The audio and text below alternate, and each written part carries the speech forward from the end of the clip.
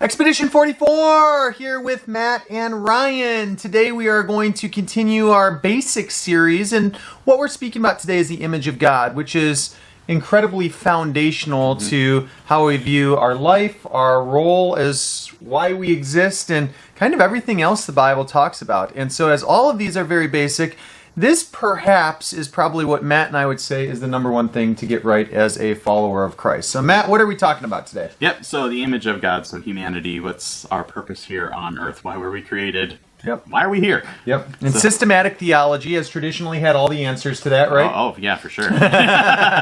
No, we tend to take more of a biblical theology standpoint rather than a systematic. So I've got a few systematic theology books. So I, for our class, made a list of what the systematic theologies say is the image of God, and then compared that to the biblical text. Yep. You kind of have Burkhoff and Erickson and all the classics. Yeah, there. Grudem, a bunch of those. So what they said, kind of a list from that, is having a soul, intelligence, freedom of the will, maybe, though the Calvinistic ones kind of debate that. Yeah. So morality, be able to decipher or choose between right or wrong, consciousness, the ability to communicate, emotions, and kind of the list goes on. So those things is what it says, that we're made in God's image because God reflects those things within his person. And we pick on these a little bit, not so much because we don't think we like them or that they make sense. I mean, a lot of times there's systematic ways that they can be logical, but the problem that we have with most of this is that it's not directly found in the Bible. And Matt and I are always going back to saying, what does the Bible actually say about all of these things that we're talking about?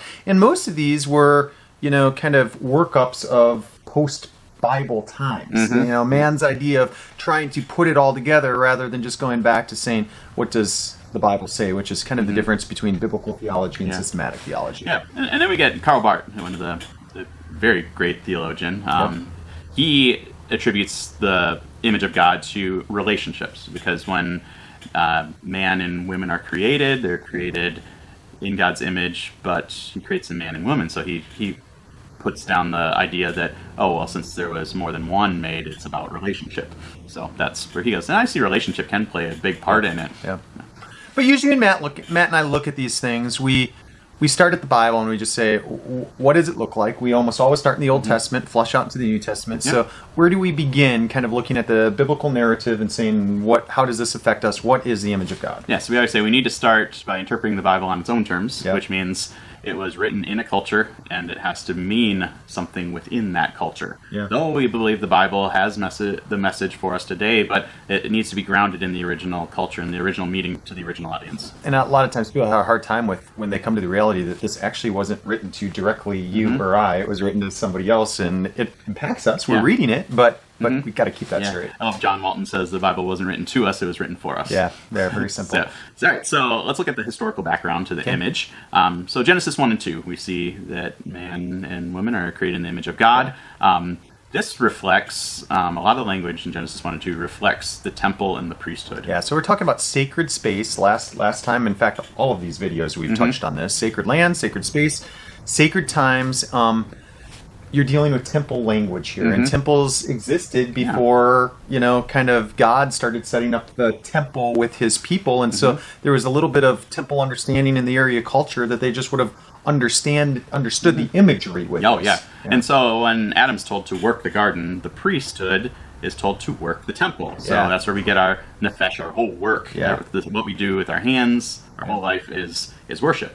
And we touched on that a few videos ago. So in the ancient Near East, like you said, temples were major things. Yeah. And every temple had an idol in it. They were sacred and they were worship places. Yep. And this, another word for idol, and what Hebrew salam is image. Yeah.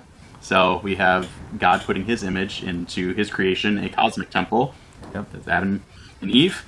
So the king priest in ancient Near Eastern cultures, they were both a king and a priest. Yeah, and this isn't influenced by your view of Adam. Not everybody takes my view of Adam on there. I view Adam as not necessarily the first person, but the first priest. Adam and Eve working in sacred temple, sacred space with God, walking with him, and that was the beauty of that, and that was going to continue, that they would work in unison with God to organize and continue the creation that God had made. Yep. So the king priest in pagan cultures was called the image of God, but the rest of the people weren't. Right. But so in the basically Jewish worldview, And our Christian worldview, everybody's made in the image of God. We're all these king priests. Yeah.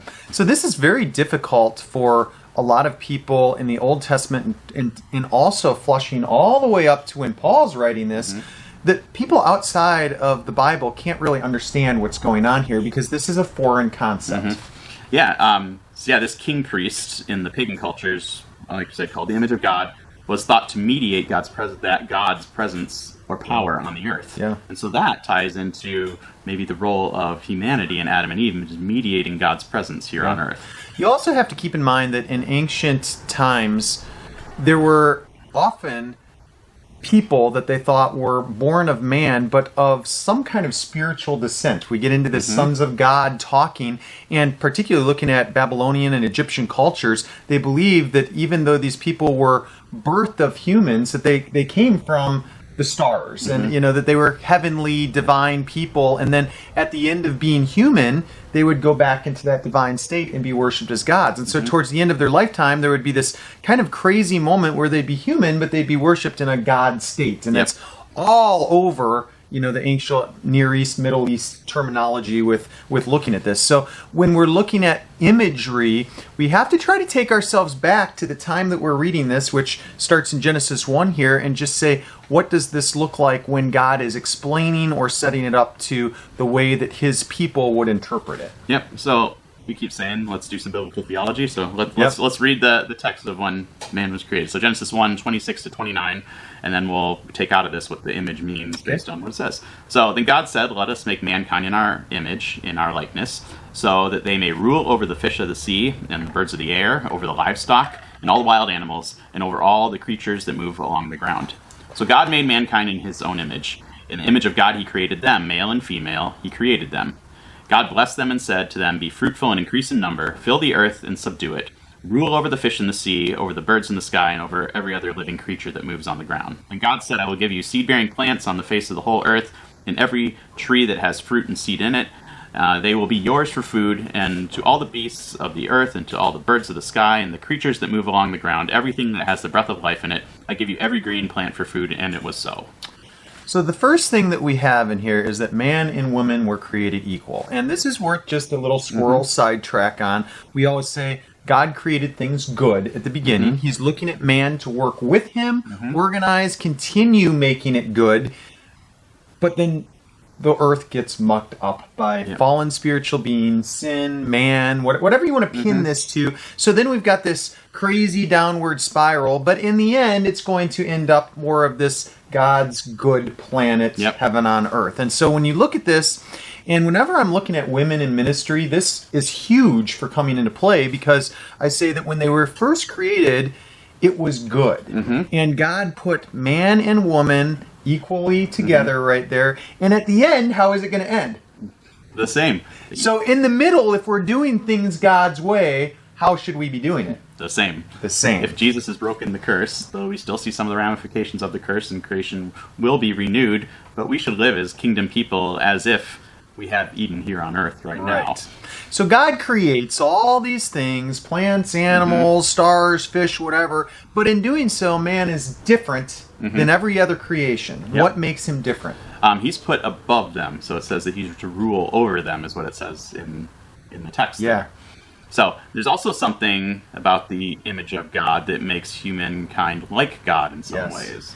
And even in the Old Testament, we continually see people trying to figure out what this means. How am I like God? Am I supposed to become a God? Again, this plays into what I talked about. You know, in their culture, that's what they were expecting. So now when men are getting this kind of narrative from God, they're going, oh, am I going to become a God? And it's not far off from that in the end. Yeah. And so kind of our fourth point here, what we see from the text is there's nothing in the text that suggests that the image of God can be bestowed partially, or that it's something that you grow into.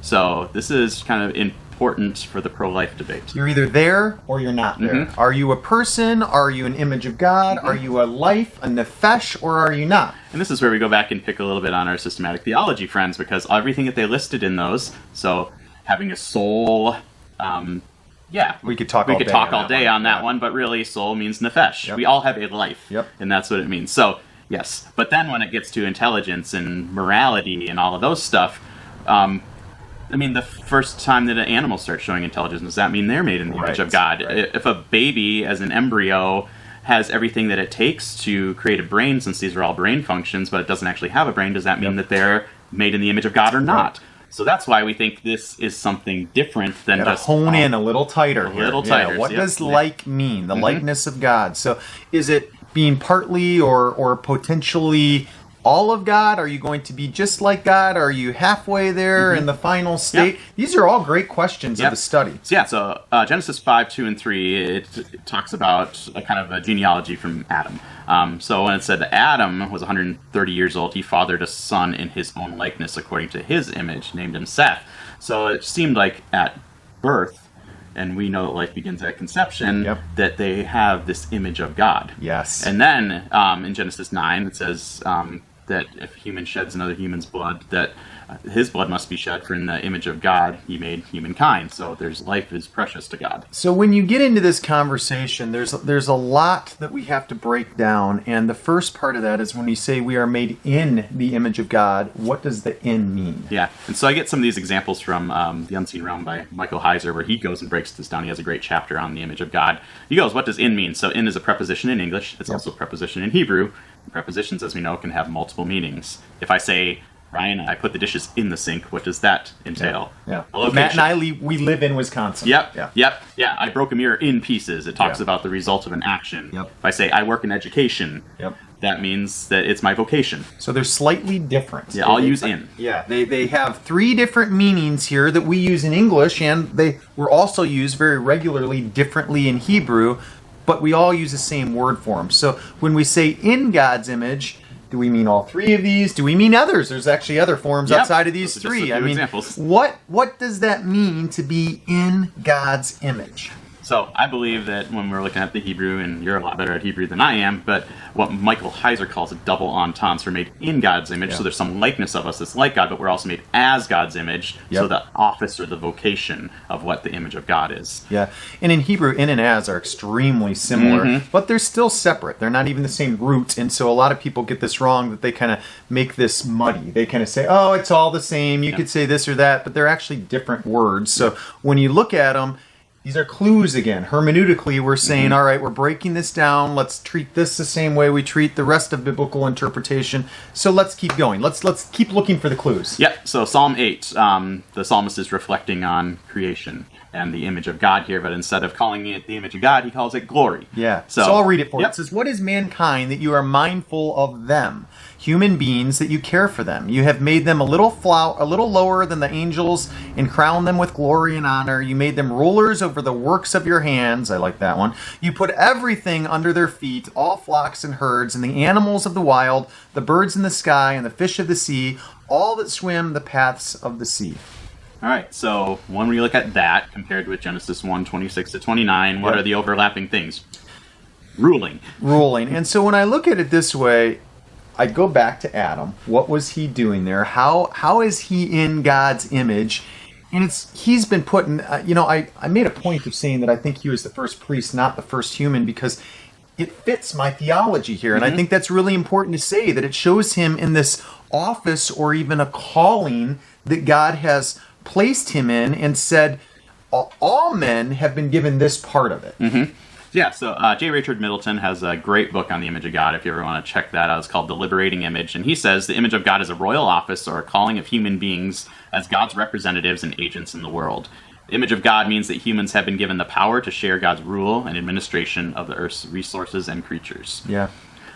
So when you look at image here, we kind of talked about in some uses, both biblically in Hebrew and in our own languages, we use it as property, that we can say we own this, or we're in this, or something like that. And we're starting to see that that's not really what the image of God here is talking about. There's really no way to put it there. Yeah. So when we talk about the being priesthood, like we were just talking about, N.T. Wright has a great take on it. It says the notion of image doesn't imply a particular spiritual endowment or a secret property, superpower. An angled mirror is kind of the word. Yeah, that's his analogy. He uses. So we're supposed to reflect God's wise order out into creation while reflecting the praises of creation, the work of our hands back to God. So the reflecting the wise order out is the kingly bit, and the reflecting the praises back to God, that's the priestly part, that king-priest thing. that we had going on. So you always hear us talking about being light bearers and that this is a vocation. That this is not only necessarily what we're doing, but very essentially in the core, it's actually who we are at the same time. And so that's the looking at those words of in, that's where they all come back to, is that they're kind of double meanings like that, where it's not only what we do, but it's actually who we are. And you hear me talk about these puns in Hebrew all the time, and this is another one of those puns, that it's a double meaning pun. Not only does it describe us, but it actually is us. Yep. Yeah, so then talking about priesthood and that, Israel is called to be a kingdom of priests. Yeah. And that got their initial calling. Not all of them kind of accepted that role. But when God's giving the Ten Commandments to Israel in Exodus chapter 20, he starts out with, I am the Lord your God, I brought you out of Egypt. You shall not have any other gods before me. And that literally means don't have any other gods in my face. Yeah. And then it says, you shouldn't carve for yourself an image or a likeness of anything else under heaven. Yep. And why is that? Because God's already put his image. Right. We're his image, so you shouldn't be. You should be reflecting your worship back to God and not putting it on something that's below you, because you were created as God's image. Now, here's just a little food for thought. We don't have time to get into all this, but when God started with Israel, the idea was a large covenant. I mean, these were his people, and he was going to redeem the rest of the world through each and every person in Israel. That was the plan. It was communal thinking. It wasn't one individual. It was together. As one. We're going to do this as one, and the Lord our God is one, so that ties into this too. But then at some point, he decides that there's going to be Levites. And this is the interesting study, is at what point did God go, oh, this Israel thing might not work. What's the plan B? So the question I'm going to leave hanging, were Levites a plan B? Yeah. I'll let you figure that one out a little Royal bit. priesthood of First Peter. Right. Yeah. So when we get also like verse 7 there in Exodus 20, it says, you shall not take the name of your Lord God in vain. I won't hold anybody guiltless who takes my name in vain. A lot of times we just think this is using God's name as a swear word. Yeah. But the word take there has nothing to do with speaking, or sometimes it's really literally means to carry. Yeah. Don't carry the name of the Lord in vain. It's that we carry the honor of God as our vocation with us. So we represent God in this world. Yeah. So don't do that in vain. Yeah. And there is an idea, so when you talk about the word carry in a Hebraic sense, it meant something a little bit different than the concept that we say. We think of, I'm going to carry this log over my shoulder and I'm going to do this. But I'm going to go back to that communal thinking. And the Hebrews mindset, like, it wasn't necessarily carrying a log over your shoulder, but it was carrying your community with you. Yeah, it was bearing. Bearing. Yeah. And so now when you put this here, am I carrying God with me, or I'm actually bearing as if I'm one and the same? We are all together in that way. It's the whole pick up your cross, bear your cross mentality in the New Testament. So now that we're kind of transitioning here to the New Testament, we have one of the most quoted verses. Super famous. Yeah, Romans 8:28 through 30. So super famously misconstrued. Yeah. And we know that in all things, God works to the good for those who love God, who are called according to his purpose. What's the purpose? It's going to explain it here. Because those he foreknew, he predestined to be conformed to the image of the Son, that his Son may be the firstborn among many brothers and sisters. And those he predestined, he called, and those he called, he justified, and those he justified, he glorified. Context is so important. And, we say this over and over, of looking at, the context of chapters before, chapters afterwards, the place where these chapters start, or not even chapters, really, headings of paragraphs start and stop. But then also the context of the whole thing, of where does this fit within the whole narrative of Scripture? What does it mean? And, Romans 8, most people have no idea where it falls. I mean, what's before it and what's in back of it. And what, major on the majors, what is it saying here? The whole thing he's writing about is who we are. What are we doing? Yeah, our purpose in creation. It's talking about creation right before this being liberated by when the sons of God are revealed through the Spirit. And so to be conformed to the image of Christ was the faithful image, where we're cracked images. We still hold the image of God, even though we are rebellious and we don't fully image God in the way that his plan was. Christ is that, and we're supposed to image Christ, be conformed to his image. So in the New Testament, people kind of get some of this, because they understand when the word ambassador is used. They say, okay, I'm representing somebody. If I'm an ambassador for the United States, I go to the Middle East, to the embassy, and I am the United States to all those people for the most part. But the problem with that kind of thinking is that none of us really are totally our jobs. Even if you own your own company, that's not really you, Matt. If you're even Matt's a pastor, and even as a pastor, his life has been poured into his church, but that's actually still a little bit different than the concept of vocational living for God. It's not just what you do, or you're not really, really into it, but it's like knitted together inside of you. Yep. And some would even go back to the womb and talk about that. I'm just going to leave that there. All right, so let's summarize everything we've said so far. So, 1, the image of God is a vocation to rule as God's ambassadors through his wisdom. Yep. And so those things we listed from the Systematic Theology book at the beginning aren't correct as solely the image of God, but those things can help us to fulfill our calling as the image of God. So God has given us intelligence that's different. He's given us morality. He's given us those things. Now, the next thing we didn't get real deep into, but I think it's important that when you don't do this, that when you're living in a world and you're kind of living by your own means, that this is actually what the Bible describes as idolatry. Mm-hmm.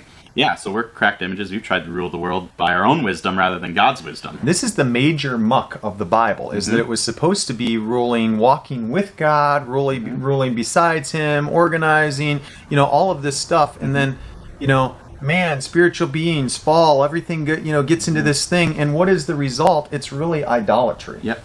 So we see when we read in Romans 8 that Jesus was the true human one. He uses that term son of man, which literally means human one. Yeah. So he was the true human one, the one who faithfully and correctly imaged God. And we're called to image Christ. And through the Spirit, he works within us and conforms us to the image of Christ. Good.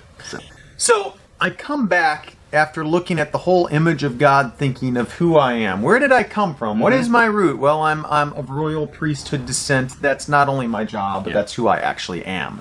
I'm royal in that way, so to speak. And then my next question is, now that I know that, what do I do with it? Yeah, so this is where we get back to our nefesh living. Yeah. So we have this calling to be God's ambassadors, his vice-regents here on earth, and so we need to live to fulfill that calling by giving all that we have to him and to live by his wisdom. And we this comes out in every film. Nefesh, first fruits, all these words that we use to describe this. We say light bearer over and over and over. But the whole idea that we just want to drill in over and over and over is that God is a temple, outside, sacred, and that now in the New Testament, he is in me, that I am with him, and it goes back to, again, that communal thinking that it started with. Yep. And so we're kind of, we've got the fall, and we're going to get into this mucked up world, downward spiral, and then there's the cross, and what's interesting is when the cross hits, we have kind of two planes. We have a spiritual plane of now that we have this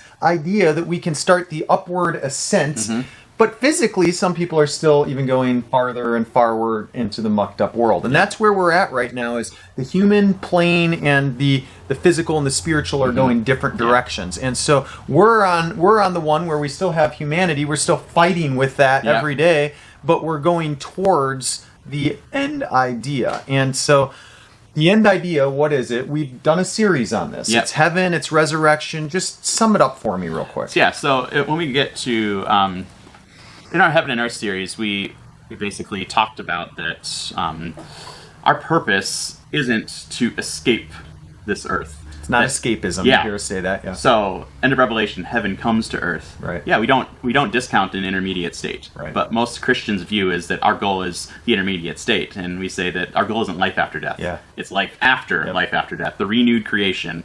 And a lot of people say, oh, well, creation's going to be burned up because 2 Peter 3 says that, or the picture of the new heavens and the new earth. But really that word new, koinos, means renewed. If they wanted to say it was something brandly new created, they would have used neo in Greek.